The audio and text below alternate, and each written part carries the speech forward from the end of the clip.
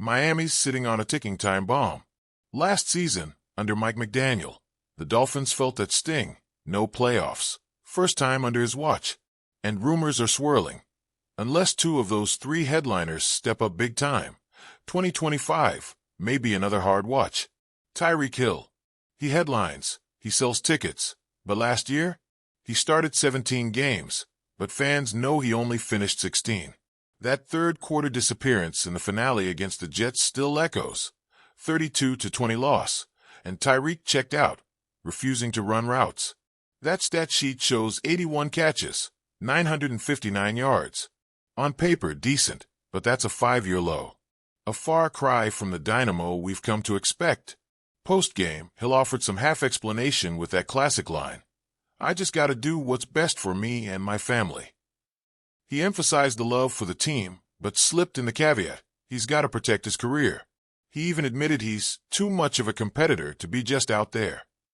Almost as if admitting burnout, or maybe frustration. But then things spiraled off-field. An incident where police answered a 911 call from his mother-in-law alleging aggression toward his wife and daughter. That's the kind of headline nobody wants. Flashback to 2023. Hill tore it up, 1,799 yards, 13 TDs. He was phenomenal. But 2024, he fell to 30th in receiving yards. He's got an out clause in 2026. That means he can walk. If Dolphins' offense doesn't look sharp next year, and Hill's not on board mentally or emotionally, this could unravel fast.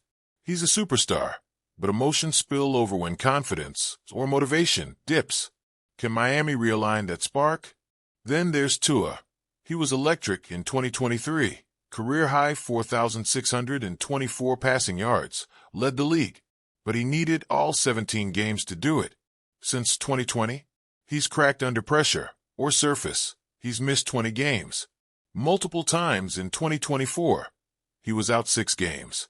There's a growing flag for documented concussions, 3 since 2022, the latest being against Buffalo. He sat 4 games plus bye. Then a hip sprain in Week 15 sidelined him for the final 2 regular season contests. That's almost half. Missing out on significant chunks when rhythm matters most. Look at raw damage. He lost 1,757 yards and 10 touchdowns compared to 2023. That's not a fluke. That's a season deeply compromised by injuries. Now, imagine asking the offense to depend on health swings. Tua has talent, no question, but durability? Still a question mark. And unless Miami's beefed up its protection scheme or his physical resilience, they're building on quicksand. Then there's Ramsey.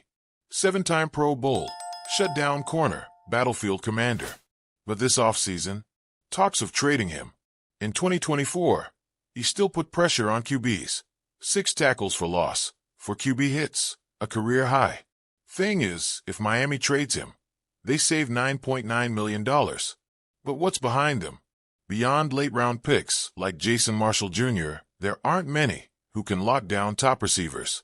Ramsey ain't the same svelte shutdown corner from LA or Jacksonville, but he still brings physicality, leadership.